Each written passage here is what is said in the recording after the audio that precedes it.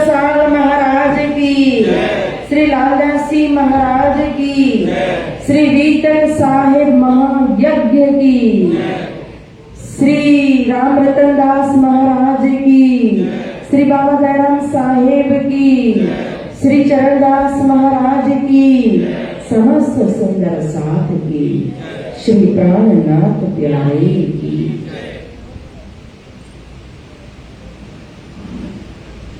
वंदो सतगुरु चरण को, करुणनि प्रेम प्रणाम। अशुभ हरण मंगल करण श्री देवचंद्र जीना। श्री प्राणनाथ निज मूल भक्ति, श्री मेरा जिसना तेज कुंवर श्यामा युगल को, पल पल करूं प्रणाम। प्रथम लागू दो चरण को, धनीन चुराइयो लाल तनी लाल एरिया,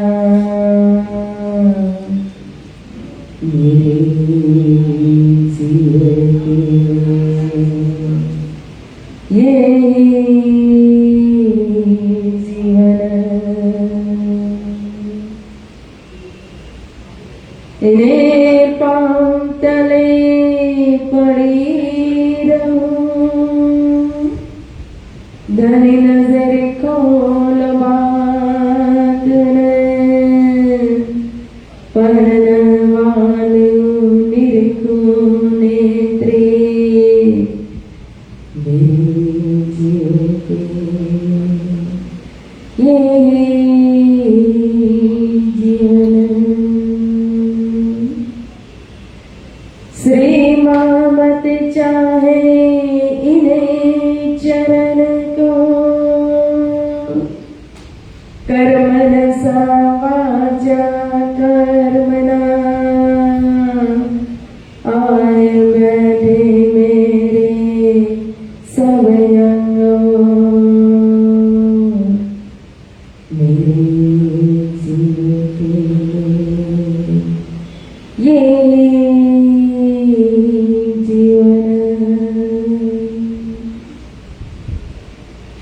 कदमों लाग करूं सेजदा,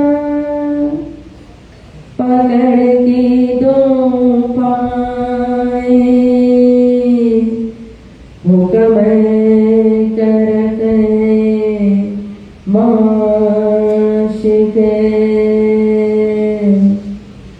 बीजा शिक के दिले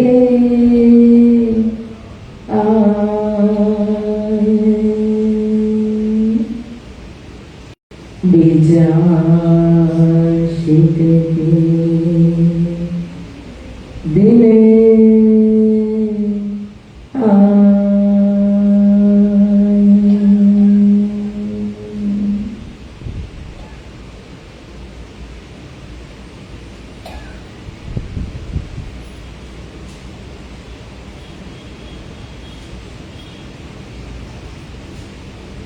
धर्मधनी अक्षरार्थी श्री राज श्री ठाकुराणी जी, जयपुर की दिव्य धरती, बड़ा मंदिर आदर्श नगर और वीतक महायज्ञ जिसका आज तो 7वां दिन है। इस महायज्ञ में उपस्थित हमारे पुजारी जी महाराज, हमारे प्रधान जी से ललित भगत जी, समस्त ट्रस्ट के सदस्य, समस्त सुंदर साथ जी, आप सभी को प्रणाम। प्रणाम जी।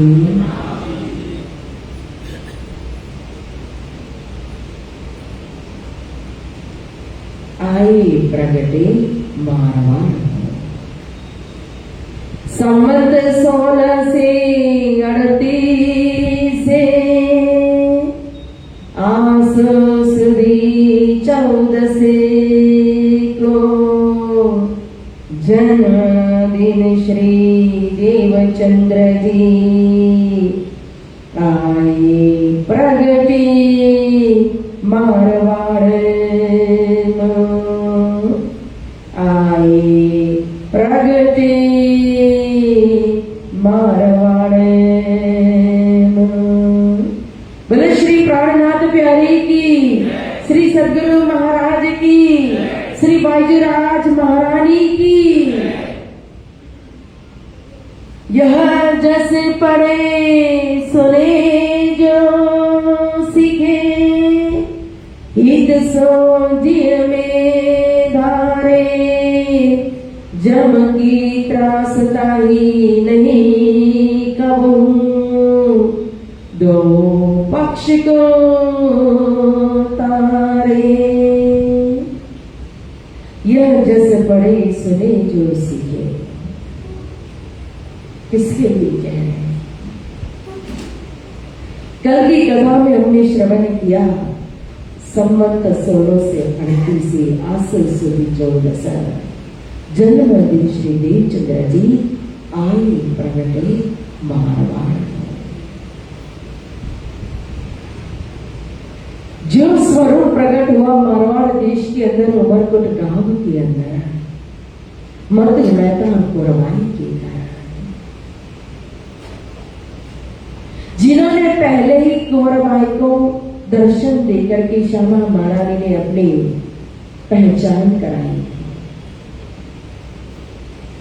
कि पहले भी आप ब्रजमंडल के अंदर, कहो बरसाना के अंदर, वृषभान और कीर्ति माता के रूप में थे, प्रभावती के रूप में थे,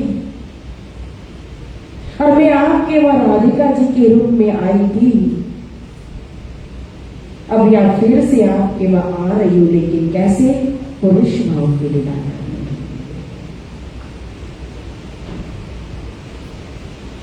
और फिर समय हुआ विक्रम संवत 1638। आवेश आया कब? वह मूल मिलावा के अंदर भूकंप हुआ विक्रम संवत 1635 के अंदर। लई चालो आवेश। अब वो आवेश जो भूकंप हुआ, और फिर जैसे मैंने दृष्टांत दिया था कि कोई भी जीव, सामान्य जीव इस जगत के अंदर वो जन्म धारण करता है तो वो माता के गर्भ के अंदर आता है, वहां शरीर धारण करता है, फिर कहो तो वो वहां जन्म लेता है।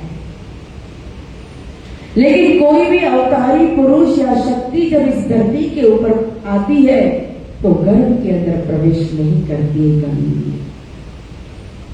वो जन्म नहीं लेती। कृष्ण का भी कंस के कारागृह के अंदर प्रागट्य हुआ था, जन्म नहीं हुआ था। तो वही ब्रज रास लीला खेलने वाले जो स्वरूप है, ब्रज वालों के यह ब्रज रास लीला खेल के आए ब्राह्मण श्याम कहा, और वही श्याम को तो फिर यहां श्यामा जी को आगे करके मारवाड़ देश के अंदर, क्योंकि श्यामा जी प्रकट हो रही है, प्रकट हुई तो किनको लेकर के? धनी के आवेश को लेकर के श्री धनी जी को जोश खा गया। तो जब यहां प्रकट हो रहे थे तो यहां भी माता के गर्भ से प्रकट नहीं हुए हैं श्यामा जी, और आने से पहले तभी कहा कि चंद्र चली आए। माता कोरबाई ने आसमान के अंदर क्या देखा था? चंद्रमा देखा था। और अनुभव किया था कि वह चंद्रमा जैसे कि उनके मुख से उनके गर्भ के अंदर प्रवेश कर गया। तो कोई शक्ति उनके गर्भ के अंदर प्रवेश हुई। कब? विक्रम संवत 1637 के। और फिर 38 के अंदर साल 9 से 9 मास हुए रसूल को जब पकड़ा तो रू अल्लाह में सलगाजियो सैया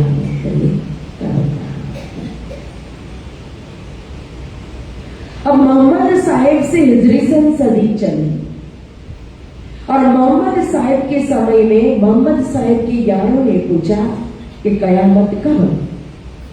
कहा था कल का दिन कयामत है।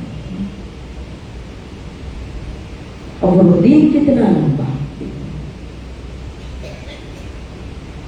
एक दिन रवका दुनिया के साल 1000। ये हिसाब दिया रहा। एक रोज रवका दुनिया के साल 1000 कह गया। तो यहाँ चौपाई में इसीलिए लालदास जी महाराज जी ने वर्णन किया साल 9 से 9 मास हुए रसूल को जब 990 बरस और 9 मास, यानी कि समझ लो 1000 हो गया। 3 महीना ही तो बाकी रहा मात्र। तो बड़ी बड़ी गिनती में छोटा छोटा तो निकल जाता है। यह परफेक्ट समय पकड़ा है कि साल 9 से 9 मास, यानी कि 990 बरस और 9 मास, मतलब 1000 में 3 मास मात्र बाकी था। तो कौन सी सदी आ गई? 10वीं सदी। कभी वाणी के अंदर 10वीं सदी को गुजर करके कहा। हम अंतिम प्रकरण में पढ़ते हैं हमेशा पाठ पारायण।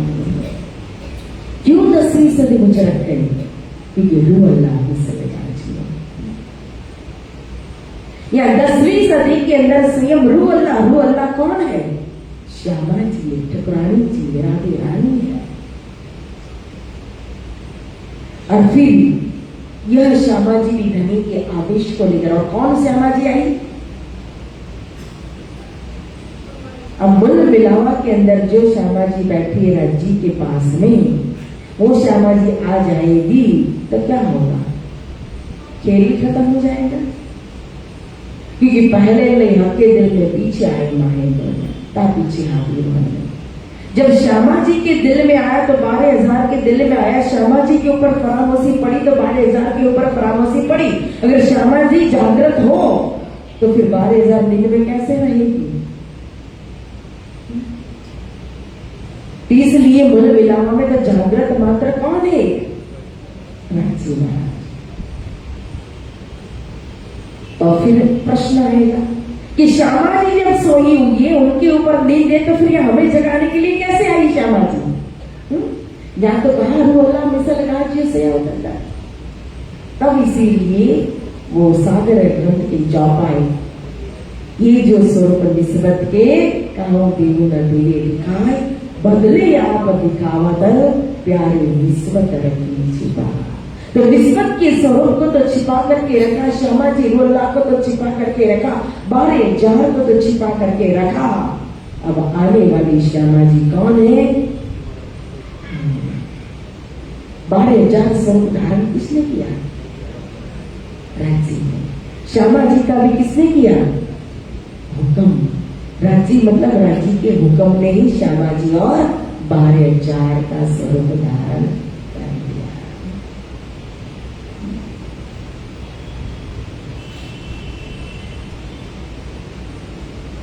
एक ब्रजमंडल के अंदर की जो लीला आती है, अभी लीला को वर्णन नहीं करेंगे, आगे समय में करेंगे, लेकिन उसकी 14 श्रीमुख वाणी के अंदर आती है।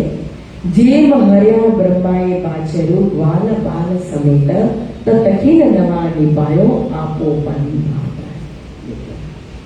यहां भी कृष्ण होकर के ऐसे लीला कर रहे हैं ब्रज के अंदर कि जब ब्रह्मा जी लीला में शामिल होने के लिए मांगा, उन्होंने चाहत की, चाहना की, तो फिर श्री कृष्ण जब लीला कर रहे थे तो 12,000 गैये, 12,000 क्या, जो गैये थे, बछड़े थे, ग्वाल बाल थे, उन सबको लेकर जाकर के अपनी ब्रह्म गुफा में छिपा दिया। तब श्री कृष्ण ने क्या किया था? अपने स्वरूप में से अनेक स्वरूप ग्वाल बाल के धारण कर लिए, बछड़े के धारण कर लिए, कयूर के धारण कर लिए। जैसी गाय थी, जैसे बछड़े थे, जैसे ग्वाल बाल, और जितने थे उतने सब धारण कर लिए। तो वही तो है। या हुक्म ने कितनी ब्रह्म प्रिया? 12,000। तो 12,000 स्वरूप धारण कर। स्वरूप धारण करने वाला हुक्म है, लेकिन नाम किसका है? किसका है? प्रभु का है, श्यामा जी का है। तभी तो उन्होंने, अब उनका नाम आया खेल के अंदर, तभी तो अनुभव कर पाएंगे ना। अब हुक्म ने इंद्रावती जी धारण किया, हुक्म ने सुंदरबाई धारण कर दिया, हुक्म ने श्यामा जी का तन धारण कर लिया। तो वो खेल के अंदर जो श्यामा जी करेगी उसका अनुभव श्यामा जी व मंगला वाली करेगी ना। तभी तो यहाँ जो जो इंद्रावती जी कर रही है, सुंदरबाई कर रही है, नवरंगबाई कर रही है, तो उनकी पराक्रम वो अनुभव करेगी कि नहीं? बहुत ही समझने की बात है। श्रृंगार ग्रंथ यानी कि मार्फत का भी मार्फत है। और श्रृंगार ग्रंथ की चौपाया कहती यहाँ का जो अंग जाता वो अंग बल मिलावा में जागृत हो जाता है। यहाँ जो आत्म अनुभव करती वो परात्म, तभी कहा 2 तन तले चढ़ेंगे, क्योंकि आत्म और परात्म दोनों तन चरणों में है। जो हुक्म ने 12,000 स्वरूप धारण किया वो आत्म रूपी धनी के चरणों में है। और इसीलिए देखो आगे जाकर के सदगुरु महाराज महामती श्री प्राणनाथ जी को इशारत करते हैं कि 2 रूप खेल में हंस रही है। कौन? सकुमार गाय और साकुंड सखी। क्यों? क्योंकि यहाँ की कर्म को लेकर के कि किस तरह से अपने अज्ञानजन्य धर्म के ऊपर वो जान की बाजी लगा रही है।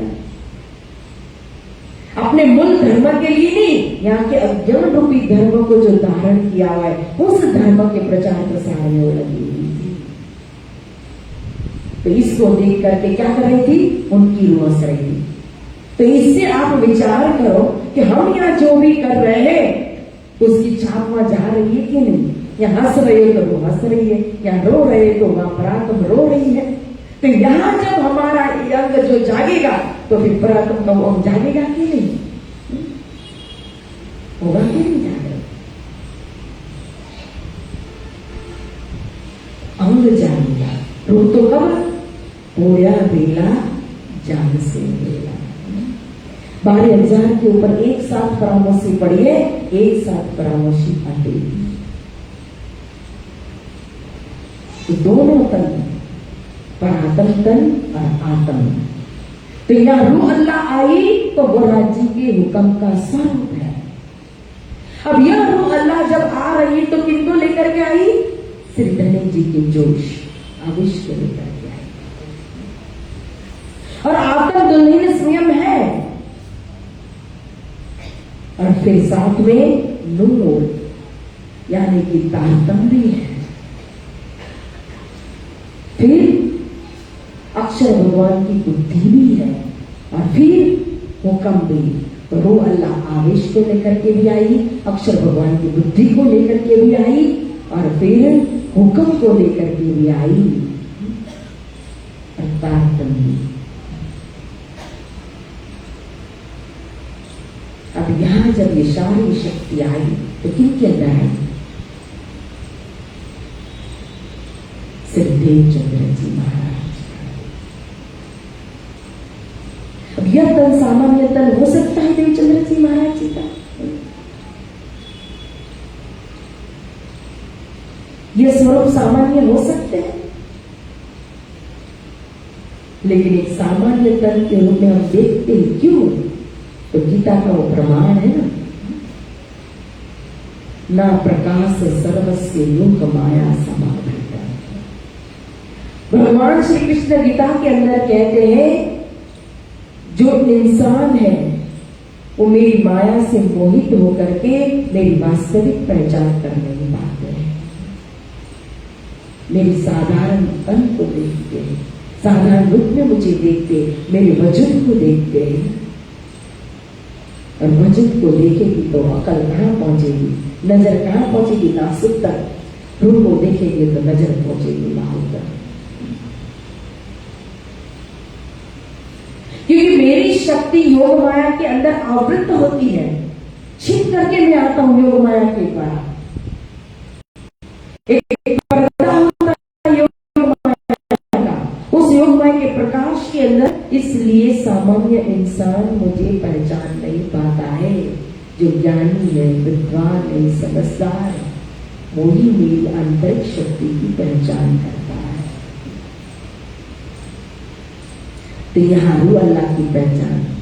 इसीलिए जब प्रकट हुए, कहा कि संवत 1638 आसोस सुदी 14, 1638 के अंदर आसोस का महीना है, 14 की तिथि है और रात्रि का समय है,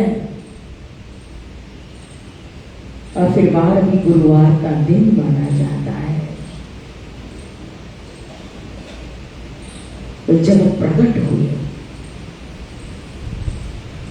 तो कुंवर बाई जो है अचानक 2 भुजा के बालक के दर्शन किए, और फिर चौपाइया भी कहो तो यहाँ लालदास जी महाराज जी ने नहीं, लेकिन वृतांत मुक्तावली के अंदर कहो ब्रजभूषण दास जी महाराज जी ने कहा कि उदर माही जब कर को फेरो, गर्भ नहीं बको हल को देखियो, चिन्ह सबे अंग पुत्र जन्म के मंदिर बाहर कर्मांशेश्वर।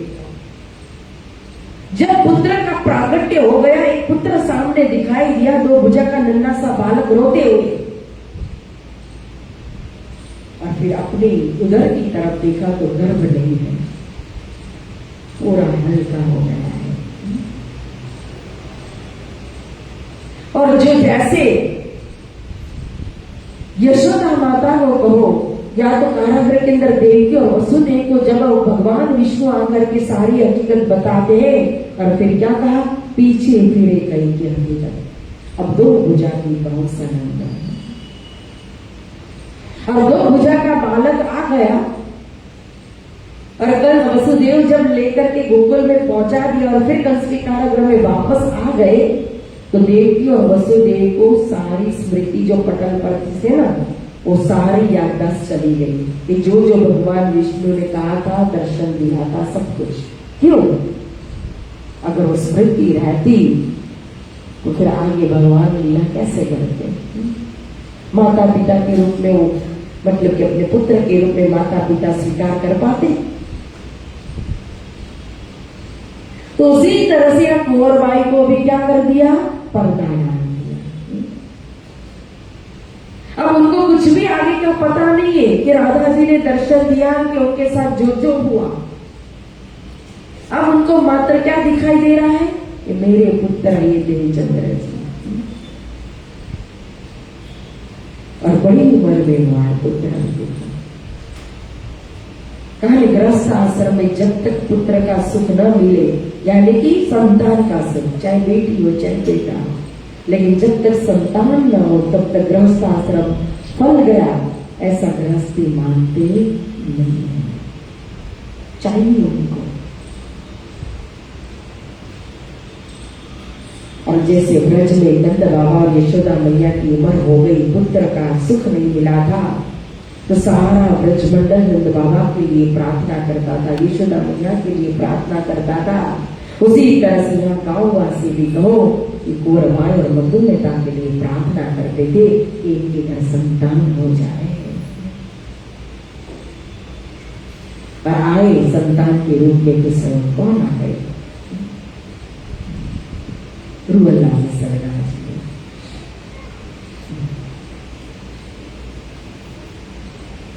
तो सारे गांववासी सभी कोई खुश हुए। कहा ना, जब प्रगटे मारवाड़ में घर अति आनंद नर नार, यह बधाई ब्रह्मांड में त्रिगुण समेत विस्तार। मात्र कुंवर बाई और मतु मेहता खुश नहीं हुए, उमरकोट के गांववासी जो थे वही मात्र खुश नहीं हुए, उनके जो कुंवर बाई और मतु मेहता के जो संबंधी थे वही मात्र खुश नहीं हुए। यहां तो कह दिया ये बधाई ब्रह्मांड में, क्योंकि स्वरूप आया कहां से? ब्रह्मांड से भी बाहर, हद से भी बाहर, वेद से भी बाहर, अक्षर से भी बाहर, अक्षरा गीत से आया हुआ स्वरूप है। और फिर ब्रह्मांड के अंदर जब कोई परम शक्ति आने वाली होती है, जैसे कृष्ण का प्रागट्य होने वाला था, तो भगवान विष्णु को पता चल गया था, ब्रह्मा जी को पता चला था, तभी तो लीला में शामिल होने के लिए, तभी तो देवता को प्रकट होने के लिए ब्रजभूमि में कहा, तभी भगवान विष्णु ने प्रकट करने के लिए कहा। तो पता चलता है कि कोई परम शक्ति अब स्वयं इस धरती के ऊपर प्रकट होने वाली है। तो सारे देवता आनंदित हुए, खुशहाली मनाई, नृत्य किया, गान किया, फूलों की प्रसाद की, मंगल गीत गाए गए, बधाइयां दी गई। और फिर यह तो स्वरूप ही स्वयं आनंद का स्वरूप है। श्यामा जी आनंद का स्वरूप है। तो इसीलिए सारी प्रकृति भी नाचने लगी, झूमने लगी। सारे ब्रह्मांड में कभी कभी हम अनुभव करते, आपने अपने ऊपर वॉच किया हो, निरीक्षण किया हो तो देखना, कभी हमें पता नहीं होता, ऐसा लगता है कि आज मैं बहुत खुश हूं, होता है ऐसा, लेकिन हमें पता नहीं होता कि वो खुशी का कारण क्या है। लेकिन मन प्रफुल्लित होता है, दिल प्रफुल्लित होता है, हम एक आनंद का, खुशी का अनुभव करते हैं। तार सारा संसार कहो, ब्रह्मांड कहो, आनंद का अनुभव कर रहा है। प्रकृति झूम रही है, नाच रही है, स्वागत कर रही है। त्रिदेवा ब्रह्मा विष्णु महेश जय जयकार कर रहे हैं। सारा ब्रह्मांड जयकार की ध्वनि से गुंजयमान हो रहा है, क्योंकि रूह अल्लाह मिसल यानी जमा, रूह अल्लाह अकेली नहीं आई है। किसके साथ आई? अपनी 12,000 रूहों के साथ फिर यहाँ इस जग में ब्रह्मांड के अंदर प्रकट हुए। 12,000 ने अभी एक साथ तन धारण नहीं किया है, आइए एक साथ। वह ब्रज के अंदर तो एक ही साथ ब्रज मंडल में उतर गई थी या उतरी, लेकिन शरीर धारण एक साथ अभी किया नहीं है। तो रूह अल्लाह ने तो, श्यामा जी ने तो या स्वयं आवेश ने क्या कर दिया? शरीर धारण कर दिया। सतगुरु जी का, देवचंद्र जी महाराज जी का। इसीलिए लालदास जी महाराज ने पहले ही कह दिया था कि इनकी वितक बुजुर्ग तो मैं कैसे वर्णन करूं, जैसी आज्ञा करने की तो सबाता बुजुर्ग। यह इनकी वितक बुजुर्ग है, श्रेष्ठ है, तो मैं कैसे वर्णन करूं, जैसे हुक्म कराएगा वैसे वर्णन करूंगा। और फिर लालदास जी महाराज प्रागट्य के बाद फिर कह रहे कि यह जस पढ़े सुने जो सीखे, हित सो जीव में धारे, जब की त्रासता नहीं कबू तो बख्श होता है।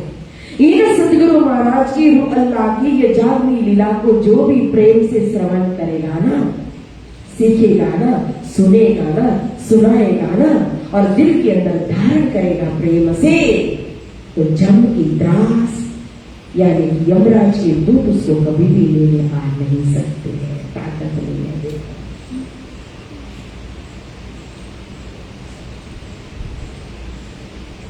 श्रीमद् भागवत के अंदर अजाजिल का दृष्टांत देख लो। अब अजाजिल ने मात्र नारायण नाम उच्चारण किया तो भी यम के दूत जो आए हुए थे वो चले गए। ये तो भगवान विष्णु के दूत आ सकते, हमारी ताकत में चले जाएंगे। लाठी 13 लोग पर संजम पुरी सिरदार, जो जाने नहीं जगदीश को 3 सिर जम की मारता। या जगदीश भगवान विष्णु है, जो भगवान विष्णु की भक्ति नहीं करता है उनके पास यमदूत आता है। तो भगवान विष्णु के भी, विष्णु कहो, मां विष्णु का भी मूल कहो, अक्षर का भी मूल, स्वयं जो अक्षरातीत की भक्ति करेगा, उनकी जागनी लीला, इस सत्संग को, इस कथा को जो श्रवण करेगा, तो फिर उनको यम के दूत कैसे आ सकते हैं लेने के लिए। कैसे आए? भगवान विष्णु के भी नहीं आ सकते हैं। इसीलिए महत्व। अब आगे जागनी लीला का वर्णन करने से पहले यह स्वयं स्वरूप की पहचान कराए। ये स्वरूप कौन है? यह तो बहु पक्ष को तारे कहा। देखो, माता मानव सतकम पितृ नास सहस्रम, जो माता की 100 पीढ़ी और पिता की 1000 पीढ़ी को तो तार देता और स्वयं पर ध्यान जाए। इतना महत्व सत्संग का है। सत्य ज्ञान, क्योंकि ये सत्युग के बीज बोध कहा, ये सत्युग से आया हुआ यानी परम धाम का रूप स्वरूप, और उन स्वरूप में परम धाम का ज्ञान दिया था। इसीलिए कही सुनही चित्त में दही सतगुरु विक्रम चेय, दंतो फंद जग बंद सब कटे पीटे तिलके। सदगुरु महाराज की इस जागनी लीला को, पवित्र लीला को, तारतम्य ज्ञान को जो सुनेगा और दिल के अंदर धारण कर लेगा ना, उसको द्वंद फंद मतलब त्रिगुण वास की फंद पर सो बंदा दिया। यह जो तमोगुण, रजोगुण और सतोगुण रूपी जो भौरी है, जिस भौरी में फंस करके इंसान पुनरपि जननम पुनरपि मरणम जननी जठरे शयनम, जो जननी यानी माता और माता के गर्भ में बार बार दुख सहन करने के लिए जन्म धारण करना पड़ता है ना, वो हमेशा के लिए जन्म मरण का चक्कर खत्म हो जाता है। मुक्ति जिसको कहते हैं, मुक्ति मिलती है, शाश्वत मुक्ति। वो भी भगवान विष्णु तो 4 प्रकार की मुक्ति देते, सालोक्य, सामीप्य, साहित्य और साहित्य। उस मुक्ति के बाद भी फिर वापस धरती के ऊपर आना पड़ता है, लेकिन तारतम्य तो शाश्वत मुक्ति, केवल यह मुक्ति साष्टी मुक्ति देता है, जिस मुक्ति से फिर हमेशा के लिए सच्चिद आनंद के अंदर पहुंच जाते हैं। विश्व में जाने के बाद फिर वापस आना नहीं पड़ता, परम धाम जाने के बाद फिर वापस आना नहीं पड़ता। इतना महत्व है। हमें लगता है कि सुबह सुबह जल्दी उठ करके हम 1 घंटे के लिए मंदिर क्यों जाए, वितक कथा क्यों श्रवण करें, क्यों ना हम ऑनलाइन ही सुन ले। जो आ नहीं सकता उनके लिए ऑनलाइन है, जो दूर बैठे उनके लिए ऑनलाइन है, जिनके पास में मंदिर है उनके लिए कितना सत्संग। एक दिन वशिष्ठ ऋषि विश्वामित्र के पास आए, उनके आश्रम में आए। अब कोई भी हमारे वहां आएंगे तो हम उनका स्वागत करते, वेलकम करते, पानी पूछते, चाय पिलाते, नाश्ता कराते ना। और अभी बाहर से दूर से आए वो रहने के लिए, तो फिर अच्छे से और उनकी सगवड़ भी करते तो और सेवा भी करते।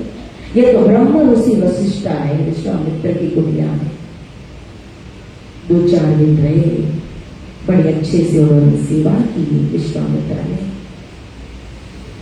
अब जाने का समय हुआ, जा रहे थे तो खाली हाथ तो विदाई देते नहीं है। कोई गुरुजन आता है तो आप क्या करते हो? भाव होता है ना कि बड़े के पास कभी भी खाली हाथ जाते नहीं और उनको खाली हाथ विदाई नहीं करते हैं। इसीलिए चंदन खाली हाथ नहीं होता है, आरती खाली हाथ नहीं होती है। क्यों? इसका एक महत्व होता है कि कभी भी चंदन खाली हाथ नहीं किया जाता है। आरती अष्टप्रहर की सेवा में देखो, आरती होने के बाद पान का बीड़ा कम से कम रख देते थे। क्यों? खाली हाथ नहीं करते। तो यहां जब जा रहे हैं, कल मैं एक सुंदर साहब के घर गई थी। बाहर एक बुजुर्ग हमारे सुंदर साहब थे, एक साधारण सी दुकान, लेकिन जब देखा तो इतने बड़े प्रेम से प्रणाम किया, आए, इतना भाव। कुछ लोग कुछ नहीं तो ओपन करके तो उनका क्या कहते हैं, जो चॉकलेट का बॉक्स था उसको खोल करके सबसे बड़ी जो डेयरी मिल्क थी वो निकाल करके उन्होंने प्रेम से। तो यहाँ तो वशिष्ठ ऋषि जब जा रहे तो विश्वामित्र लोग खाली हाथ भेजेंगे? आप हमें खाली हाथ नहीं भेजते तो कैसे भेजेंगे? फिर वो देंगे क्या? आप हमें क्या देते हो? जा कमा के उसी में से देते हो। अब विश्वामित्र ने क्या कमाया है? उन्हें तो 60,000 वर्ष तपस्या की है, उनके पास तो तप का बल है। तो उन्होंने दक्षिणा में दिया, पानी लेकर के संकल्प किया, क्योंकि कोई भी चीज देने से पहले संकल्प किया जाता है, तभी वो उनकी होती है। तो उन्होंने संकल्प करके दक्षिणा के अंदर दिया कि मैंने 60,000 बरस तपस्या की है, तो इसका जो फल है ना वो मैं विश्वामित्र में दक्षिणा में देता हूं।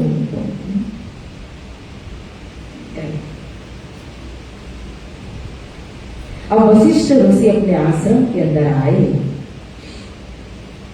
कुछ समय बीत गया, काफी समय, और एक दिन विश्वामित्र आ गए उनके आश्रम में।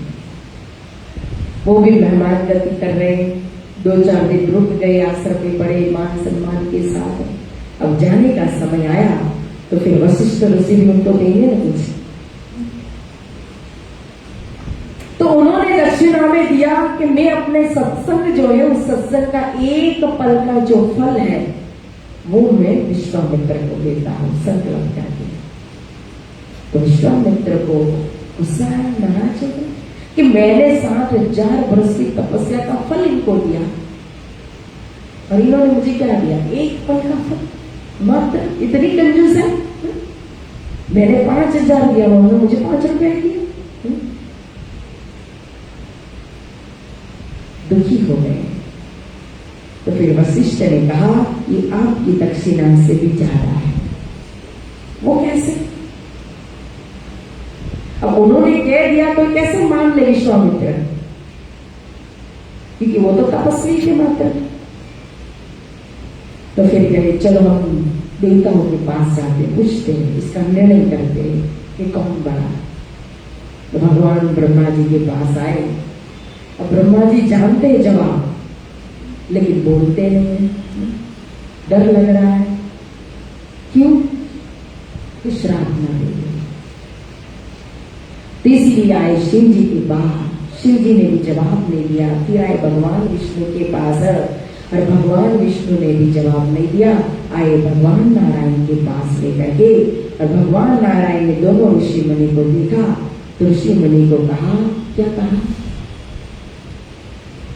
अब सोचा कि डायरेक्ट जवाब नहीं दे सकता हूं, तो उन्होंने कहा कि मेरे सिर पर 14 लोग ब्रह्मांड का भार है, आप इसको थोड़ी देर के लिए ले लीजिए, तो फिर मैं आराम से आपके प्रश्न का जवाब दूंगी। ठीक है। तो भगवान ने जब ऐसा कहा तो विश्वामित्र ने फिर संकल्प किया और कहा कि मेरे तप के अंदर अगर सत्संग से ज्यादा बल हो तो भगवान नारायण का 14 लोग का भार मेरे सिर पर थोड़ी देर के लिए आ जाए। ब्रह्मा लीलाई। अब वशिष्ठ ऋषि ने कहा कि मेरे सत्संग के एक पल के अंदर अगर इस तप से भी ज्यादा बल हो, ये ब्रह्मांड मेरे सिर पर थोड़ी देर के लिए आ जाए। भगवान नारायण को फुर्सत मिल गई, आ गया सिर पर भार सारा। तो अब निर्णय देने की जरूरत पड़ी कि कौन बड़ा। बोलो श्री प्राणनाथ सत्संग। और ये सत्संग यहाँ लालदास जी महाराज जिस सत्संग की बात कर रहे, जिस कथा की बात करे, जिस लीला की बात करे, जिस वितक की बात करे, किसकी वितक सुनने बैठे हैं? स्वयं हम हमारे स्वरूप अक्षरादि। तभी कहा यह जस पड़े सुने जो सीखे हित सो जीव में डारे, जम की त्रासा नहीं कहूं दोनों पक्ष को पाए। कितना लाभ, कितना फायदा। 1 घंटा यहाँ आकर के बैठते सुनते, उसमें हम कितना प्राप्त करते हैं पता ही नहीं लगा। इस पुण्य का, इस फल का तो पहचान करा। जैसे पहले परिक्रमा ग्रंथ नहीं रखा श्रीमुखवाणी के अंदर, पहले मोजल का प्रकरण रखा। क्यों? कि हमें पहला मोजने को वाह देता दुख दिन रात दावाना बड़े कई भाग तेरे निकली कहो विद्या। क्योंकि पहले ये मोजल को जानेंगे तो फिर परिणाम की पहचान करेंगे।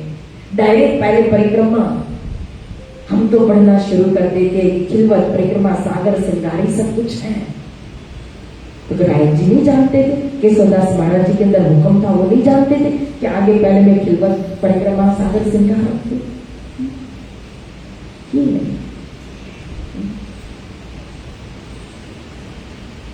स्टेप बाय स्टेप होता है। अगर आप जीना छोड़ करके लिफ्ट में भी बैठोगे ना तो भी 1 by 1 फ्लोर ही लेकर के जाती है वो, डायरेक्ट 10वीं मंजिल में वो लिफ्ट भी नहीं जाती है। और आप कहो कि मैं डायरेक्ट रास को छोड़ करके प्रकाश को छोड़ करके, रास प्रेम है, प्रकाश सदगुरु महाराज की पहचान है, उनके स्वरूप का प्रकाश करती है प्रकाश ग्रंथ।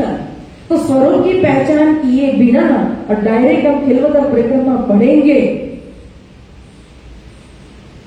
तो क्या पहचान करके पढ़ा हमें?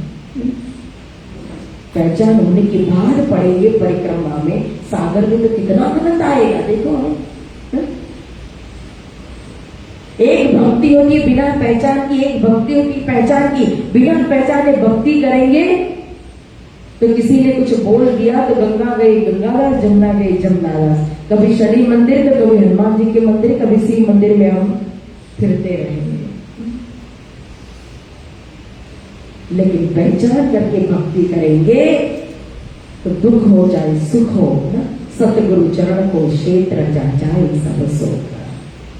फिर हमारा यह सिद्धांत बन जाएगा कि हमारा दुख और सुख रखने की जगह कहाँ है? सतगुरु महाराज के चरण कमल है।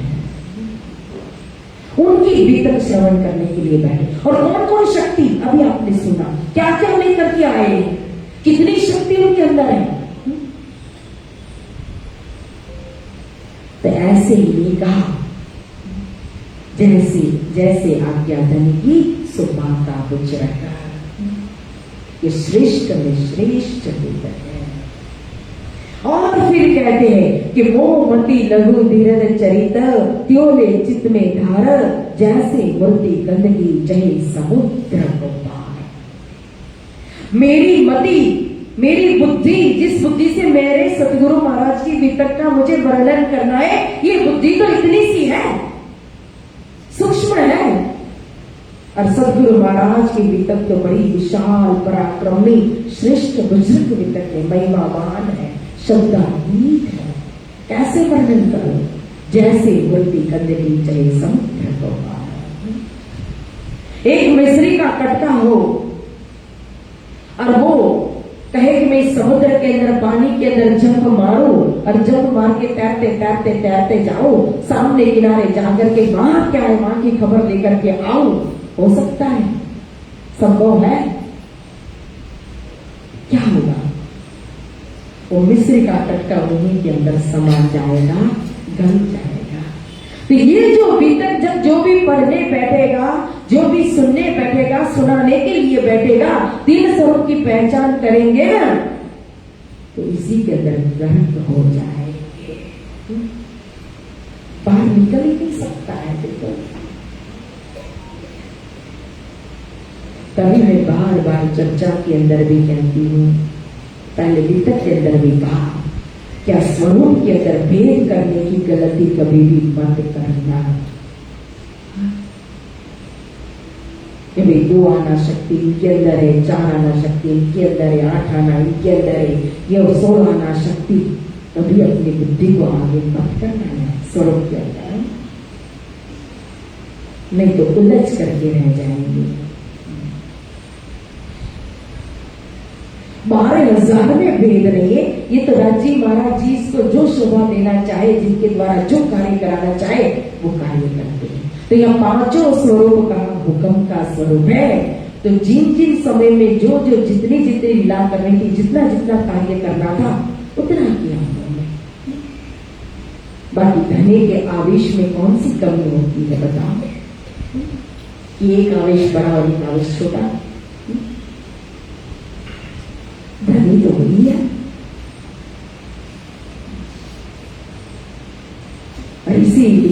सदाई सदन को अखंड करण हारो, विश्वी वंदे अक्षर लो सुखे परिचित कहो विचार। ये सुखदाई सबन को अखंड करण हार स्वरूप है। सारे संसार को सुख प्रदान करने के लिए आए, आनंद प्रदान करने के लिए आए, अखंड की मुक्ति देने के लिए आए मेरी स्वरूप। बिना कारण कारज न है। सुख भी दिया तो कहां का, आनंद भी दिया तो कहां का, और मुक्ति भी दी तो कहां की मुक्ति दी। 81, 82, 81 की सीढ़ी तक की जो भी भक्ति करते हैं तो उसके माध्यम से जो सुख और आनंद मिलता है तो वो कहां का आनंद मिलता है, साकार या उसके परे निराकार तक का आनंद मिलता है। जबकि ये तो साकार और निराकार से भी बड़े शुद्ध साकार से उस अक्षरादि दिव्य ब्रह्म धाम से आए हुए स्वरूप है, सारे संसार को सुख देने के अखंड करणहार। अभी अपनी लीला के माध्यम से कहो सारे संसार में ये दोनों स्वरूप जो है सदगुरु महाराज और महामती श्री प्राणनाथ जी, ये दोनों स्वरूप सारे संसार को मुक्ति देगा, जड़ चेतन को मुक्ति देगा। क्या देखी रे दुनिया जो व्याकुल हो करो अखंड प्राणी मात्र को, जीव मात्र को मुक्ति देगा। और किसके माध्यम से मुक्ति देगा? साधन कौन? क्या साधन लेकर के आए? तारतम। तो एक ने तारतम दिया और दूसरे ने तारतम का तारतम दिया, और इसी को कहा पी लाई देर दो। एक स्वरूप तारतम लेकर के प्रकट होते हैं, वही दूसरा जामा धारण करते हैं। मैंने कहा आवेश थोड़ी कोई अलग है, और वही आवेश फिर तारतम का तारतम है। जिस समय में जो कहना था, अभी अभी वो चौपाई समझाए कि 9 से 9 मास हुए रसूल को जब, तो उसका हिसाब कैसे है वो भी बताया ना कि एक रोज रब का दुनिया के साल 1000, तो वो हिजरी सन से कहो तो 990 और 9 मास हुए, 990 बरस और 9 मास, 1000 बरस हो गए, तो दिन पूरा हुआ। तब शुरू हुई क्या? रात्रि। देखो अब 10वीं सदी, अब रात्रि शुरू हो गई। अब रात्रि का समय कितना कहा? वो दिन 100 साल का था, और रात्रि 1000 महीने की कहिए। अब 1000 महीने की रात्रि वो पूरी होगी तो कहां समय पहुंचेगा? आयतों की चौपाइयों को याद करो, वो समय पहुंचेगा दीपबंदर की मजल में 1722 पहुंचेगा। 83 बरस और 4 महीना, 1000 बरस मतलब 1000 महीना मतलब 83 बरस और 4 मास हो गए। तो दीपबंदर से क्या हुआ? जागने का प्रारंभ हुई, तब तक तो रात्रि का समय था। हम कहते हैं कभी कभी कि 313 ब्रह्म आत्माओं को जागृत किया, जागने के ब्रह्मांड के अंदर भी आया सतगुरु महाराज ने, लेकिन नींद थी, जागी नहीं, फिर से जगाना पड़ा। क्यों? क्योंकि रात्रि थी। अब फिर दिन शुरू होता है, तो जो तारतम प्रकट हुआ, अवसा के अंदर तारतम वाणी प्रकट हुई, तारतम का तारतम आया। अब उसके द्वारा फिर आगे जागने मिला 11वीं सदी करामत,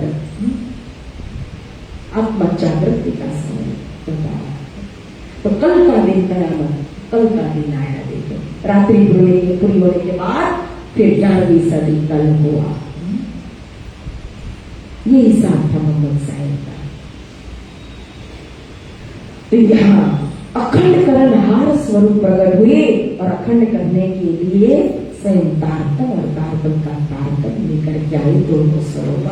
और यहाँ तक कि कहते रामदास जी महाराज के विश्व वंदे अक्षर लो सुखे परीक्षित सुखलो विचार। अब सुखदेव मुनि कौन है? व्यास जी के पुत्र है। और व्यास जी कौन है?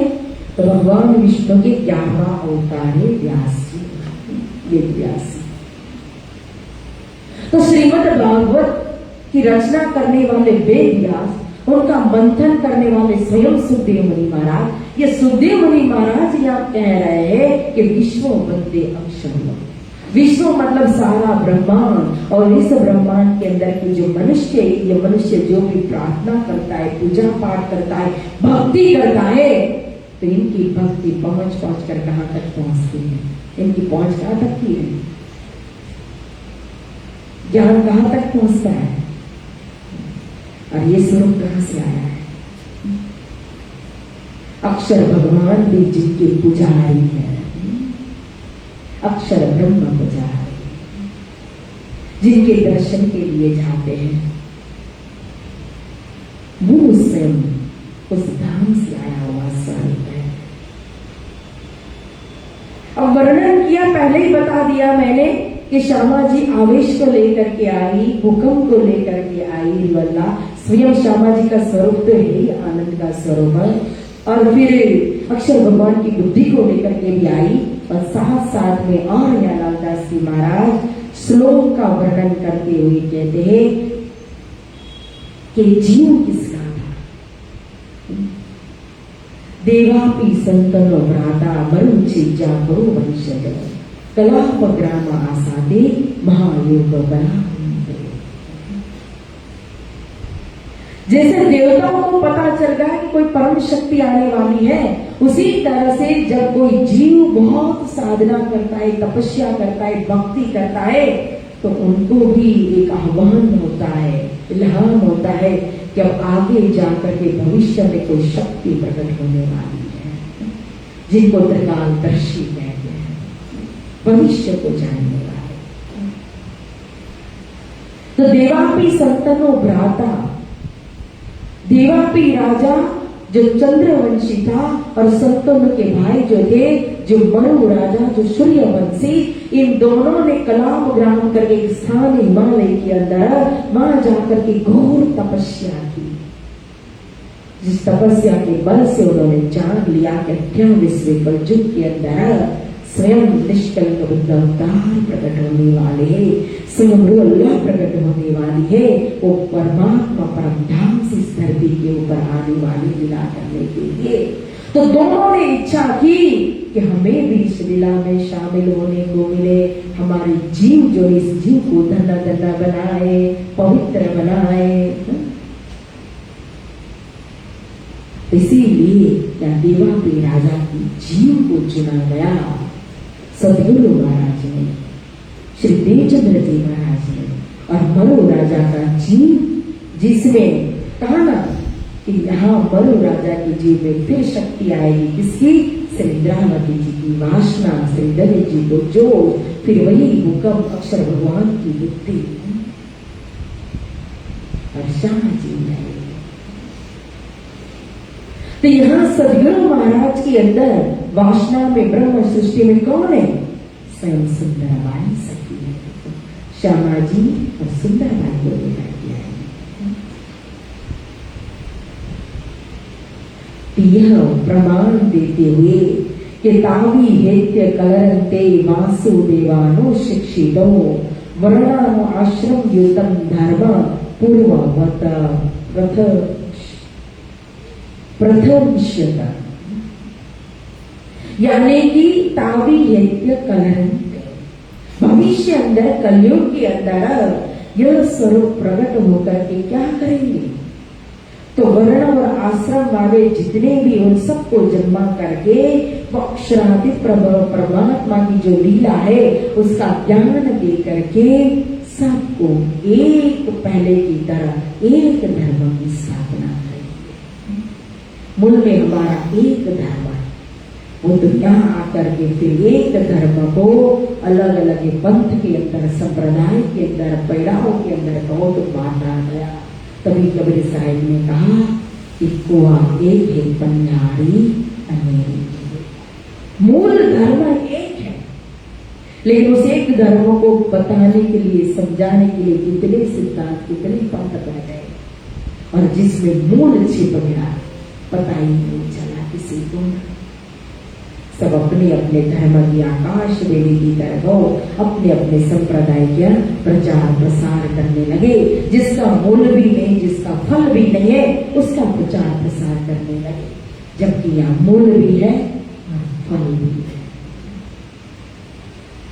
सब्जियों के बीज बुद इनो बीज रही विस्तार, होवे सब में जाहिर अखंड ये संसार।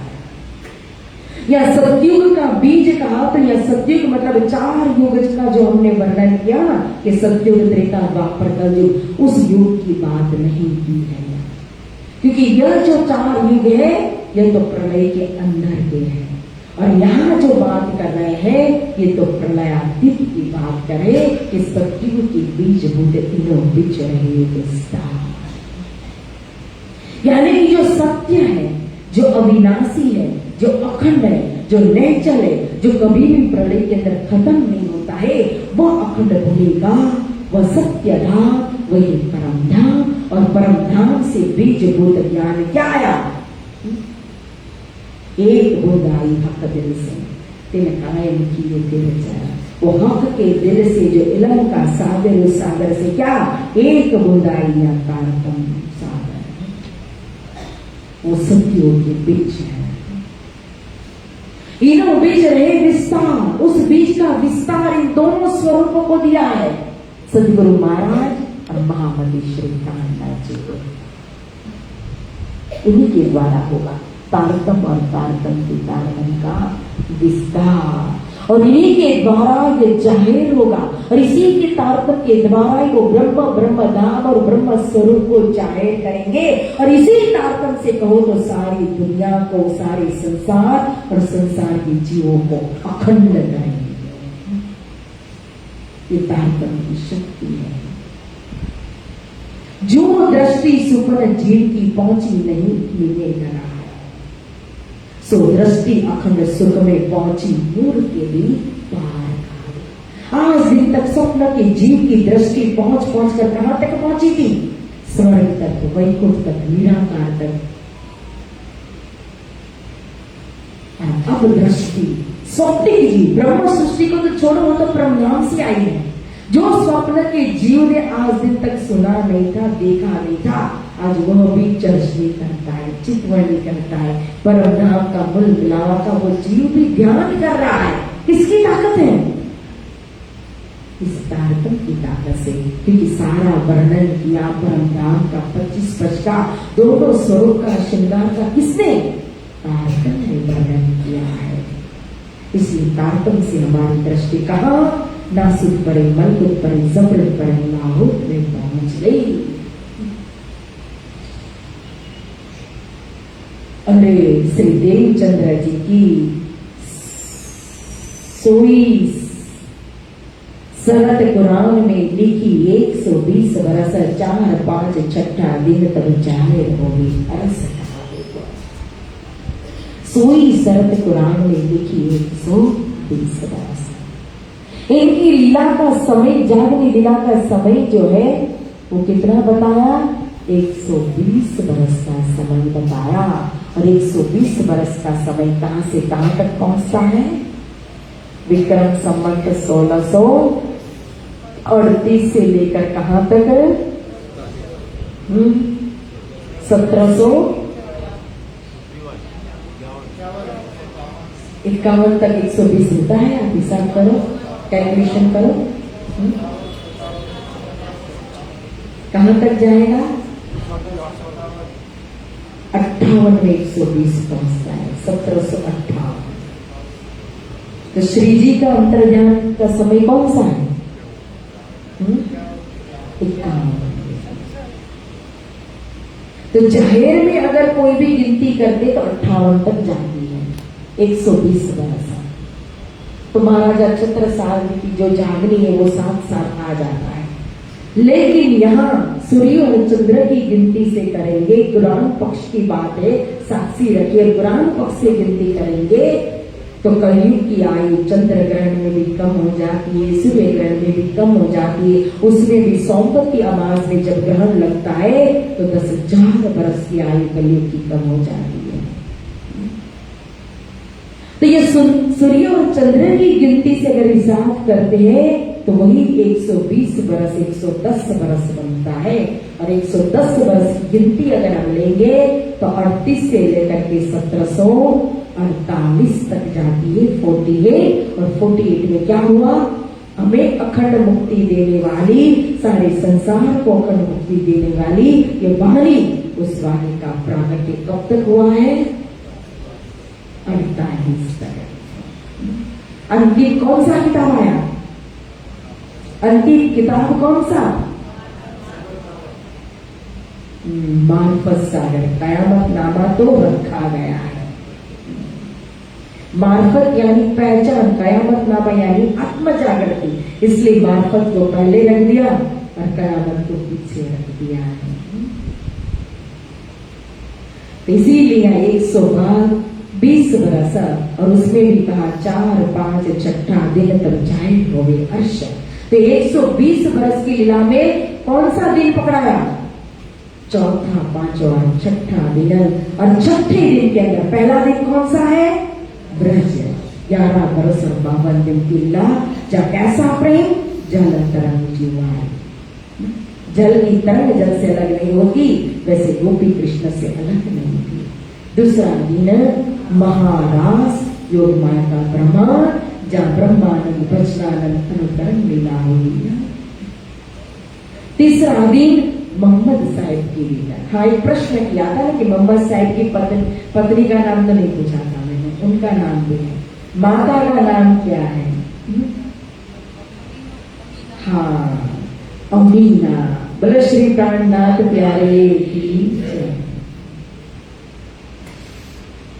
और फिर चौथा दिन सदगुरु महाराज जी की बीतक, यानी कि 38 से लेकर के अभी आपको हिसाब करवाया ना मैंने कि मोहम्मद साहिब का जो हिसाब था, 1 रोज रखा देने के साल 4 साल से 9 मास रसों को जमा, तो दिन पूरा हुआ, फिर रात्रि शुरू हुई। फिर दिन कहां से शुरू होता है? विक्रम संवत 1722, चौथा दिन आ गया। जागनी पर्यटन महातक चौथा दिन है। और फिर यहाँ 22 से 5वां दिन महामती प्राणनाथ जी का जागनी पर्यटन शुरू हुआ। तो कहां तक जाएगा? 48 तक, 1748 वाणीपुरी में। और उसके बाद जो भी है वो मौमिनों की जागने का समय, जिसको अंत में ये दिन मुकर्रर दिन न किया। 11वीं सदी कहा कयामत, 12वीं सदी कहा, फिर 13वीं सदी आएगा तो मैं तब समझेंगे किस प्रकार से ये नेक रात नहीं खींच गया। तो यहां तब जाहिर हो गया, छठे दिन में कहो तो अर्श जाहिर हो गया। क्यों? क्योंकि यहाँ जो वाणी का प्रकटीकरण हुआ श्री बंगला दरबार के अंदर, तो कौन सी वाणी? खिलवत आई, परिक्रमा आई, सागर आई, सिंगार आई, जिसके द्वारा अर्श जाहिर हुआ। पर यहाँ वहां का स्वरूप संपूर्ण वर्णन कर दिया। श्री देवचंद्र जी स्वरूप की मूल जन्म की बीतका संवत 16 से 38 से 1752 लोहाक कह दिया। लालदास सिंह महाराज भी कैसे कैसे पकड़ाते और क्या कहा आखिरी रख करके किस तरह से इशारों पे करते हैं। एक और कह दिया 120 वर्ष की लीला, फिर दूसरी ओर कहते हैं मूल जन्म की बीतक संवत 16 से 38 से 1752 लोहाक कह दिया। अब दोनों सूत्र को कैसे अलग करोगे आप बताओ? मूल सदगुरु महाराज चौपाई के साथ नाम के साथ वर्णन करके यहाँ कह रहे श्री देवचंद्र स्वरूप की जन्म से लेकर कहां तक लेकर के गए? 1738 से 1752 लोहाक कह दिया। तो 52 तक क्यों कहा? या बार बार वही इशारत कर रहे हैं। 52 क्यों आया बताओ? अब सब छत्रसाल जी में थोड़ी घटा देंगे। हाँ हाँ, यहाँ दोनों स्वरूप की बात हो रही है, सदगुरु महाराज और महामती श्री प्राणनाथ जी के स्वरूप की। तो कहा है एक हरा होला और सफेद गुजरी, कोई अंतर नहीं है दोनों जामा में। एक तन छोड़ करके दूसरे तन में प्रवेश किया, तो वही स्वरूप की उम्र इसीलिए पहले 120 बरस पकड़ाया और यहाँ 52 लोहाक, क्योंकि 51 में पर्दे में गए श्री जी, अब हुक्म द्वार खुलिया, लिया अपने हाथों कमतिल मोमिन के आए के अर्ज कर बैठे कसम। ते कमर में पर्दे में जाने के बाद भी परमधाम तो गए थे, परमधाम चले गए नहीं गए ना। प्रमाण दिया किसने? महाराजा छत्रसाल जी ने। क्यों आए तो फिर दर्शन दिया, प्रकट हुए ना, मतलब आंख खोल करके बातचीत हुई, हस्त कमल रखा ने, आशीर्वाद दिया ना, फिर वापस बैठ गए घुमर जी में बैठे। तो वहां से भी बातचीत तो चल रही थी कि नहीं? जो भी आए तहखाना के अंदर जाता था तो बातचीत करता था, जिनकी जो जरूरत होती थी वो सब कुछ हीरा मोती जवेरात अंगूठी आदि लेकर भी आता था नीचे से, हमने सुना है। फिर उसके बाद तो कार्य कारण सर महाराजा छत्रसाल जी ने फिर वो दरवाजा बंद कर दिया। 1 साल वो लीला चली, प्रत्यक्ष नीचे जाना, बातचीत करना, सब कुछ में। इसीलिए 52 तक मान लिया दासी महाराज जी ने कि 52 लोग हमको कह दिया।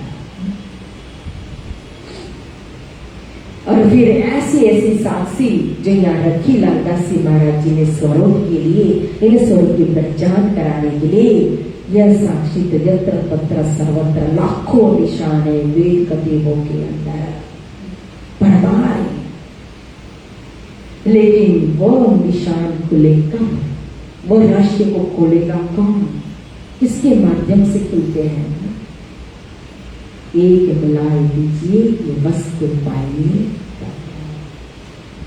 उन सारे रहस्य रूपी ताला को खोलने की चाबी एक ही मास्टर की है, वो तारतम है। तारतम के द्वारा ही हम गीता के अंदर के रहस्य को खोलते हैं। तारतम के द्वारा श्रीमद् भागवत के अंदर जो भी प्रमाण है उस प्रमाण को देखते हैं। पुराणों के अंदर जो प्रमाण है उस प्रमाण को देखते हैं। तो यत्र तत्र जो भी साक्षी रखी गई है वो सब बोलता है तारतम।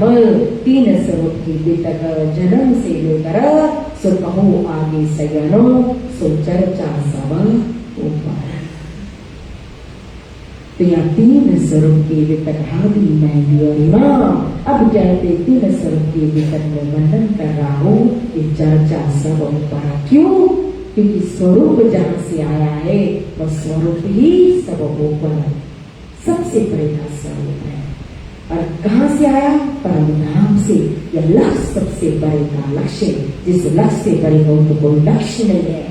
ज्ञान, जिस ज्ञान से बड़े कोई ज्ञान नहीं है। वो मंत्र, जिस मंत्र से बड़ा कोई मंत्र नहीं है। निज नाम बड़ा सो सब बड़ा सो मंत्र सप्त कोटि महामंत्र चित्त विवरण कारक एक उपरो मंत्र कृष्ण अक्षर दो। अनेकों मंत्र मध्ये 7 करोड़ मंत्र बड़ा को 7 करोड़ मध्ये भी सप्त कोटि महामंत्र।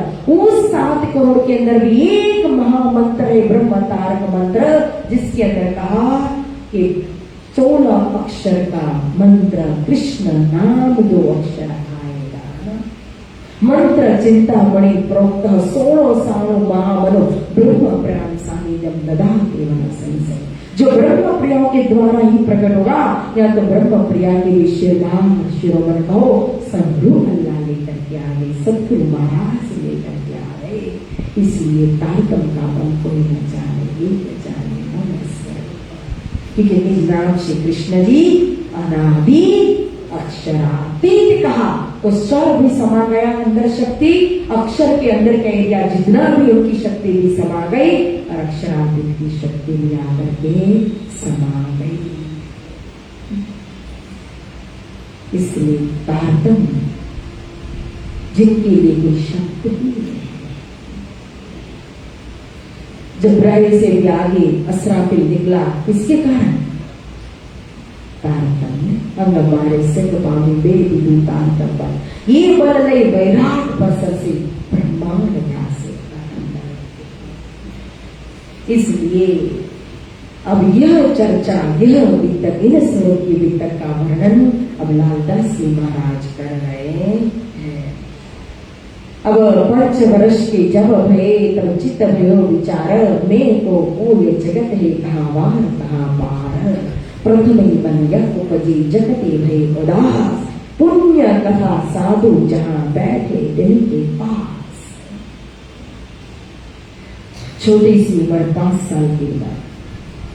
हम अभी के समय में तो अभी के 5 साल के बालक को मत देखो, क्योंकि अभी तो कंप्यूटर या टेक्नोलॉजी का युग है। अभी के 5 साल के बालक क्या, पहले तो कितने महीनों तक दृष्टि बच्चा जो होता है ना, छोटा बच्चा, तो दृष्टि मतलब उसकी नहीं, नजर नहीं मिलती थी। और अब तो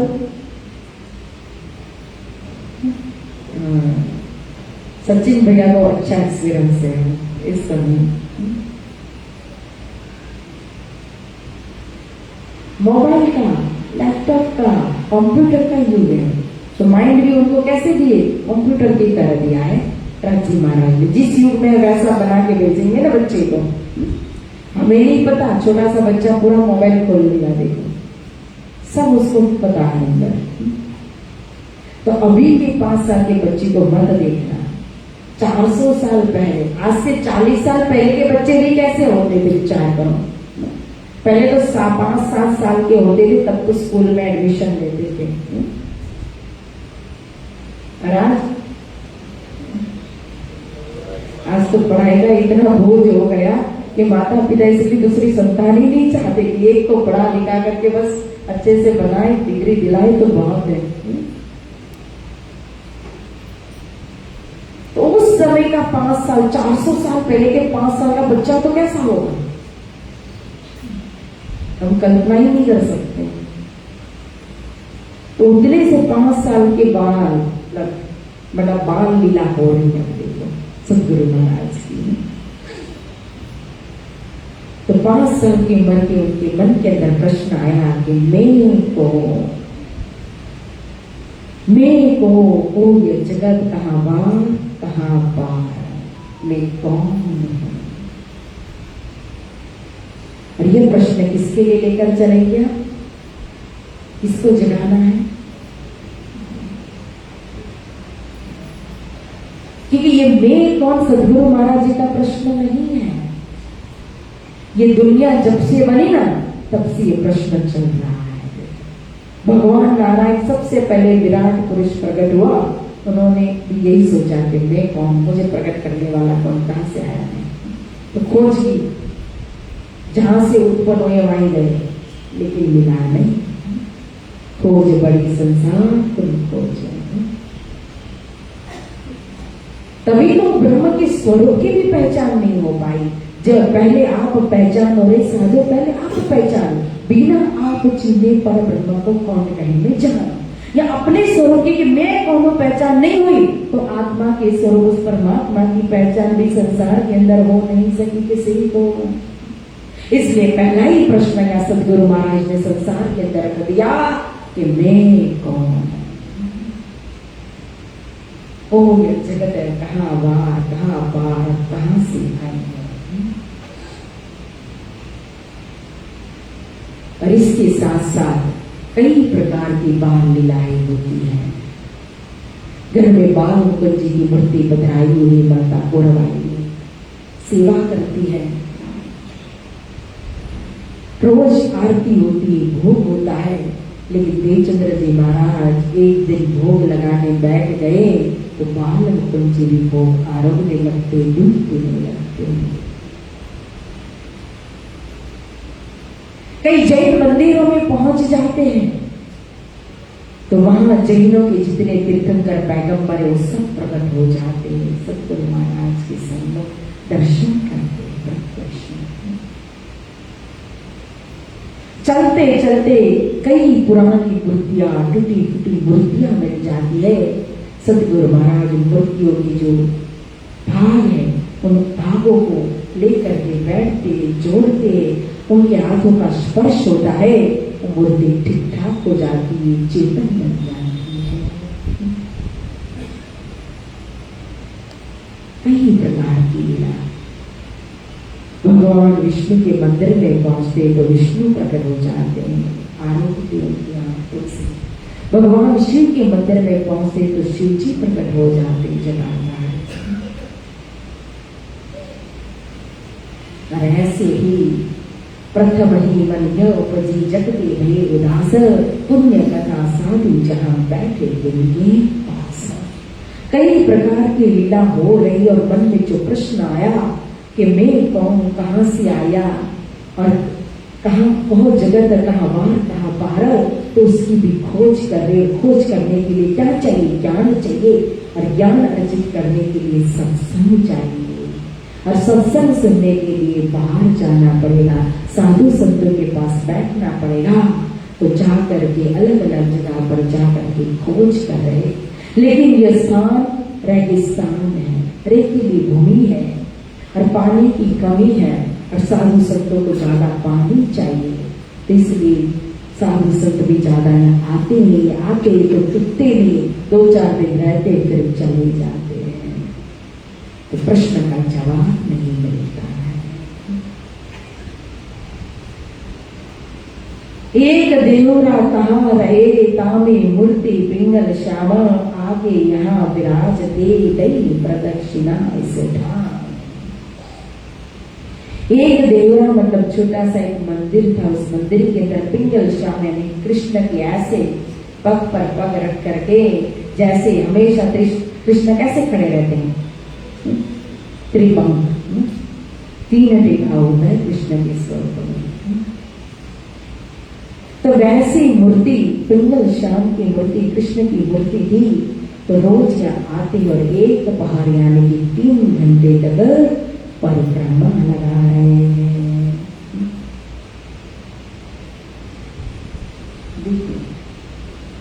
अब श्यामा जी को परिक्रमा करने की जरूरत है? ये लगा रहे हैं। लई लोटा घर से चले, दंत धावन के काजल, सुध आकार करके तेरे आवे न मन में लाज। और घर से जब बाहर निकलते ना, एक लोटा लेकर, जल का भरा हुआ लोटा लेकर के चलते हैं। क्यों? आकार को, शरीर को पवित्र करने के लिए। और हम क्या करते हैं कि नहाए धोए बिना, चाय भी चलती है, चाय तो चलती है सुबह की, भोजन भी हो जाता है, नहाना तो शाम को होता है। सेवा पूजा चितवारी ध्यान सब कुछ नहाए बिना उठ के हम करते हैं। लेकिन जब रात भर सोते हैं तो जो एक मुर्दे के समान ही शरीर बन जाता है, थोड़ी नेगेटिविटी आ जाती है। उठ करके अगर 2 मक्का ढालेंगे ना, नहा करके सेवा पूजा में बैठेंगे तो फ्रेश होते हैं। पूजा में हमेशा नहा धो करके ही जाना चाहिए, बैठना चाहिए। यहाँ देवचंद्र जी महाराज पवित्रता भी दर्शा रहे, दिखा रहे, सिखा रहे, बता रहे। और इतनी छोटी उम्र है, साथ में जल लेकर के चलना, घूमना फिरना, आकार को पवित्र करना, शर्म नहीं आ रही है, आवे न मन में लाज। और हमें कुछ भी हो तो बड़ी शर्म आती है। मंदिर जाने में आजकल तो शर्म आती है, क्या इस उम्र में थोड़ी कोई मंदिर जाता है। पाठ पूजा करते किसी ने देख लिया हमारे मित्रों ने तो क्या कहेंगे, शर्म आती है। कई चीजें ऐसी होती कि हम शर्म के मारे करते नहीं है, और कई चीज ऐसे थे भक्ति में, आज भक्ति भाव के बदले में शो भाव ज्यादा होता है।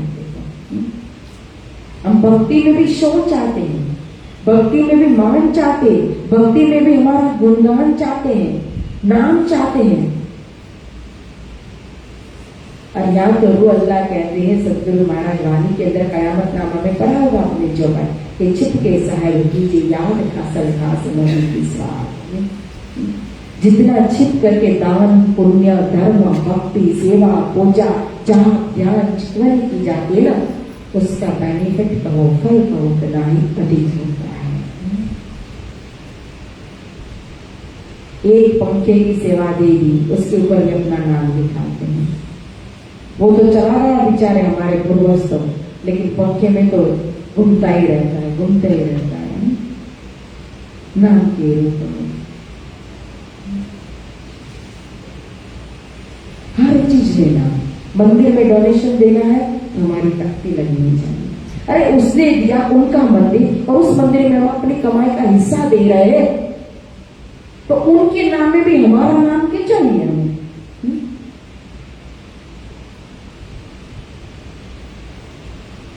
गलत है। या तो संसार में नाम होगा या मूल मिलावा में, चॉइस हमारी है। या हमें संसार में नाम चाहिए कि मूल मिलावा में दिखाना है नाम, दोनों से ही होगा। ये ऑनलाइन, इसका नशा भी बहुत खतरनाक है, इसलिए ज्यादा शो करते हैं। ये सारी टेक्नोलॉजी उपयोग के लिए, दुरुपयोग के लिए नहीं है। हम इसका अच्छे में अच्छा सदुपयोग कर सकते हैं। अभी जो नहीं आ सकते, कहाँ कहाँ बैठा, इसका उपयोग है। लेकिन हर चीज, क्या खाया, क्या बनाया, क्या पिया, कहाँ गए, जहां बैठे वहीं सीधा हम चालू कर दे, ऑनलाइन शो कर दे। एक नशा है शराबी की तरह। हम एक एक स्टेप अपना दिखा रहे, शो कर रहे हैं, तो हमारी छिपी बंदगी कौन सी होगी बताओ। कोई नई चीज आई तो भी शो करना है, कहीं गए तो भी शो करना है, किसी को बुलाया तो भी शो करना है, कुछ बनाया खिलाया तो भी शो करना है। नहीं, तभी वितक हमारा दर्पण है, वितक हमारा जीवन है। छिप के साहिब कीजिए यादगार। या सदगुरु महाराज जो भी करते थे, कभी हरिदास जी को भी पता नहीं होने देते थे कि मैं उनकी सेवा करता हूँ, परिक्रमा करता हूँ, झाड़ू लगाता हूँ, बर्तन साफ करता हूँ, जल भरता हूँ, कभी नहीं होने देते थे। हमारी बिजनेस के एडवर्टाइज करें तो ठीक है कि भाई बिजनेस हमें आगे बढ़ाना है, फैलाना है, लेकिन हम अपनी एडवर्टाइज कहाँ अंदर घुसाएंगे। सदगुरु महाराज कीर्तन करते थे तो किसके लिए? इष्ट को ले जाने के लिए, दिखाने के लिए। मीराबाई नाचती थी तो किसके लिए? और हम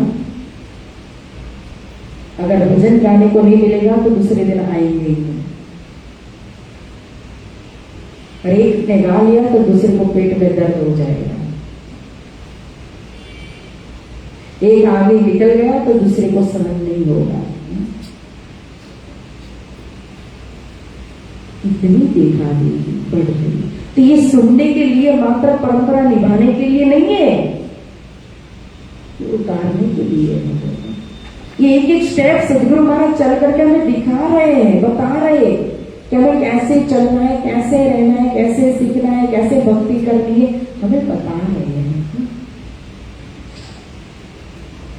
उस देश में साधु संतावत नहीं कोय, जन कश्मी देख के इतर कहूं न आव न होय।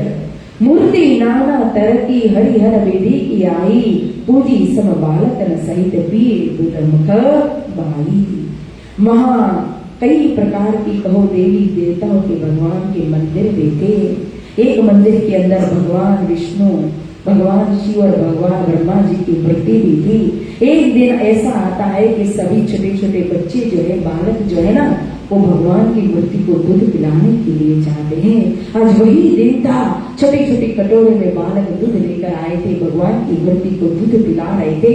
उतने में सदगुरु महाराज आए, उन्होंने देखा दूध पिलाते हुए बालकों को, उनके पास तो कमंडल, लोटा और लोटे में जल था। उन्होंने बालकों से दूध मांगा, मुझे भी थोड़ा दूध दे दो, पिलाना है। बालक ने दूध लिया और जैसे ही सदगुरु महाराज दूध पिलाने गए तो मूर्ति ने भी मुख खोल लिया। बोलो श्री सदगुरु महाराज की। मूर्ति दूध पीने लगी। कैसा हमारा सौभाग्य, इनके हाथों से कहो, हस्त कमल से कहो, आज तो हमें दूध पीने को मिल रहा है। देवल पार्श्वनाथ के मठ, मूर्ति के मठ, शक्ति के बामल, सब प्रत्यक्ष खेल ही बालक है जी ठाम। एक पारसनाथ का मंदिर था, वहां सभी देवियों की मूर्ति थी, जितनी भी देवियां है ना, काली, महाकाली, दुर्गा, भवानी, सबको। तो पास में देवचंद्र जी महाराज इस मंदिर के पास में अपने बाल मित्र के साथ कहो खेल रहे थे। तो उतने में तो सारी मूर्तियां जो है वो मंदिर के बाहर आ गई और वो मूर्तियां एक कुमारी का हो, देवियां प्रत्यक्ष प्रकट हो गई और प्रकट होकर के देवचंद्र जी बालकों के साथ खेलने लगी जैसे मूर्ति ही नहीं थी। एक दिवस निसबन दिए सहित बालक न जाय, देख प्रेत बहुभांति के फुले अंग न पाया। ऐसी कई प्रकार की लीला जैसे ब्रज में होती थी वैसे या उमरकोट गांव में मारवाड़ देश में होने लगी। कई चमत्कार हो रहे हैं। कुछ समय के बाद देखो तो बालकों के साथ देवचंद्र जी महाराज पहुंच गए। एक रात्रि का संध्या काल का समय था।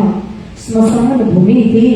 उस स्मशान भूमि के पास पहुंचे तो संध्या काल में कई प्रकार के भूत प्रेत में निकल करके बाहर आ गए और देवचंद्र जी महाराज के साथ साथ बालकों को भी घेर लिया और दूर से घेर करके नाचने लगे, परिक्रमा करने लगे, खुश हो गए, आनंदित होकर के झूमने लगे। नचे प्रेत तहाँ मिल सवे पारो के चोई छिड़क्यो जल प्रभु अंजलि नर चढ़े विमान सोया। अब प्रेतों को देख करके बालक तो डर जाते हैं, भयभीत हो जाते हैं। विभिन्न प्रकार के भयंकर प्रेत है ना, वो ये शरीर नहीं होता है, सूक्ष्म शरीर प्रेतों का होता है और उनका विचित्र कहो आकार, फिर किसी को एक आंख है, किसी को नहीं है, किसी का धड़ अलग है, किसी का आगे, किसी का पीछे, भयंकर प्रेत। तो बच्चे तो बेचारे डर गए। अब देवचंद्र जी भी लीला कर रहे हैं तो लीला में भी तो डरना ही पड़ता है। छोटे से है अभी तो हमारे सदगुरु महाराज, तो डर के मारे क्या करते, जब भी हमें कोई डर लगता है तो चिल्लाएंगे और चिल्ला करके क्या करेंगे, हमारे हाथ में जो भी अपने बचाव के लिए वो फेंकते हम ना, सामने वाले को मारने की ओर जाते हैं। ત્યાં देवचंद्र जी महाराज के पास तो लोटा था जल से भरा हुआ। उन्होंने वही लोटा फेंका और उसमें से जो जल था वो देवचंद्र जी महाराज के हस्तकमल के द्वारा जल की अंजलि प्रेतों के ऊपर बढ़ गई और जैसे वो अंजलि प्रेतों के ऊपर पड़ी तो प्रेत प्रेत योनि से मुक्त हो गई, देव योनि में आ गए। बोलो श्री देवचंद्र जी महाराज की। और इतना ही नहीं, स्वर्ग लोक से विमान आ गए और सभी वहां उस विमान के अंदर बैठ गए और ऊपर जाने लगे। उत्तम लोके सब गए, विस्मय भयो जो आपल को प्रभु उर में रहे जाको प्रताप।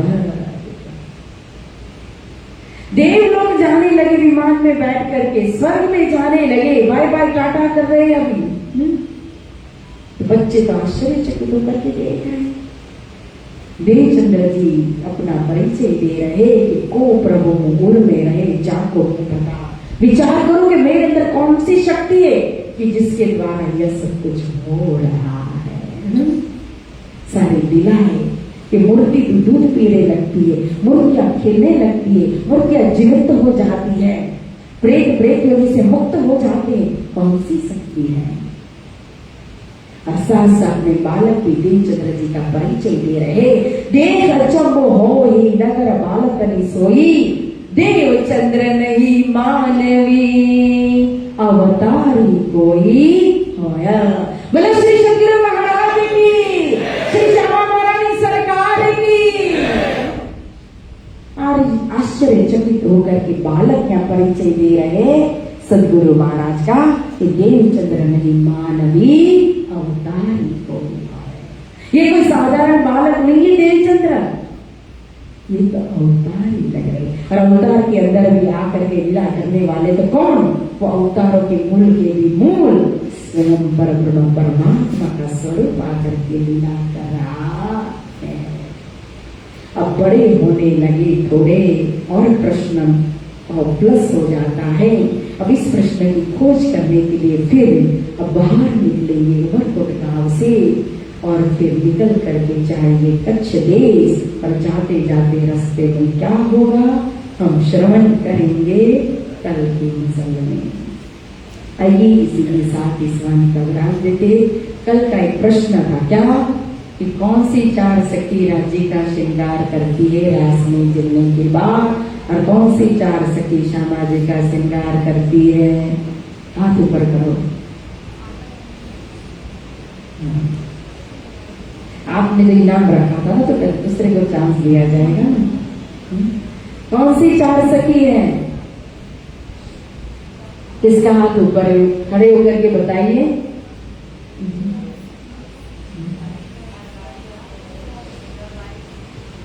यहाँ सुनाई नहीं दे रहा है, सुनाई दे रहा है।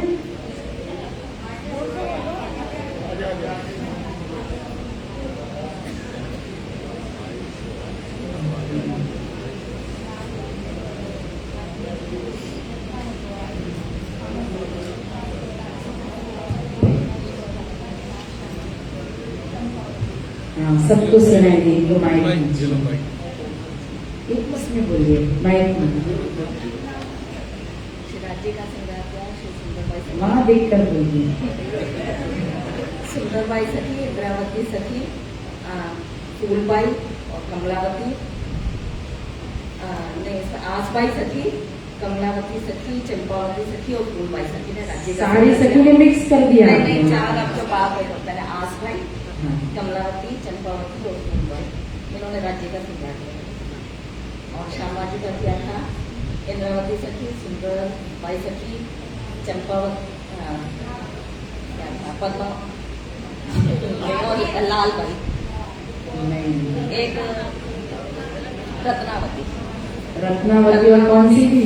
इंद्रावती, सुंदरबाई और लालबाई नहीं है श्यामा जी में।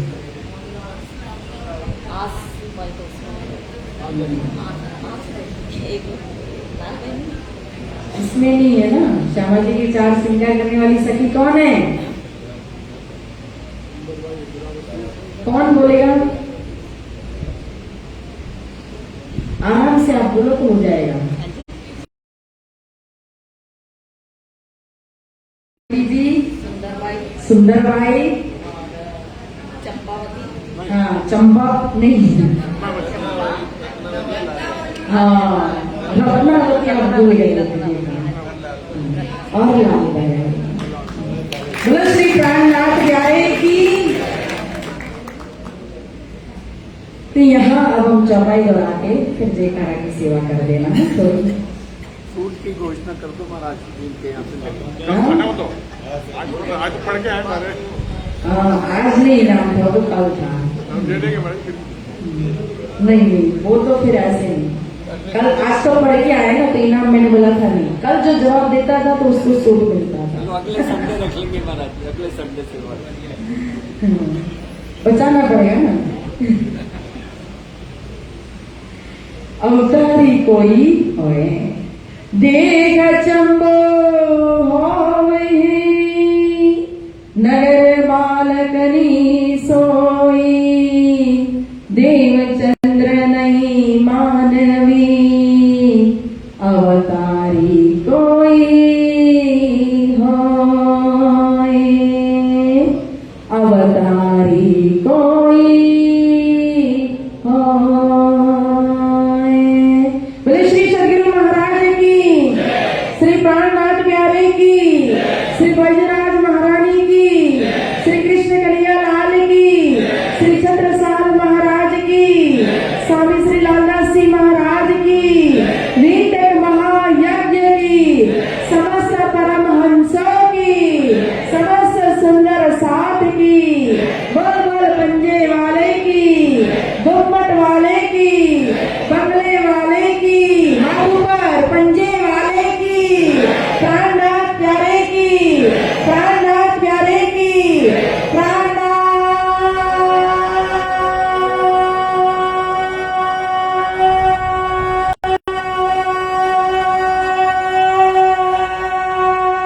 प्यारे की।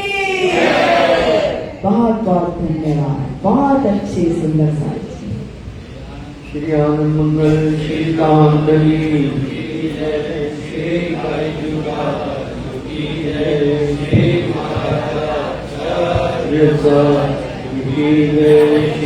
सुंदर श्री सुंदर 5 बार से काटा मामा करता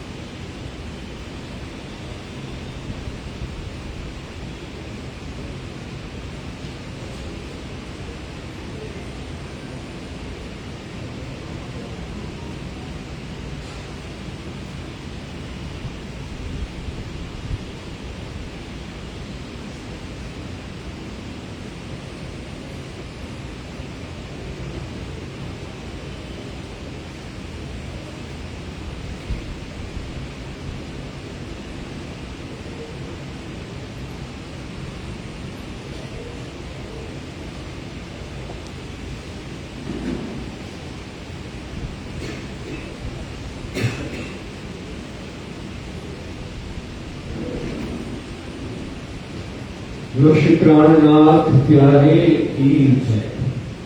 बोले श्री प्राणनाथ प्यारे की जय। सदगुरु महाराज की जय। कीर्तक महायज्ञ की जय।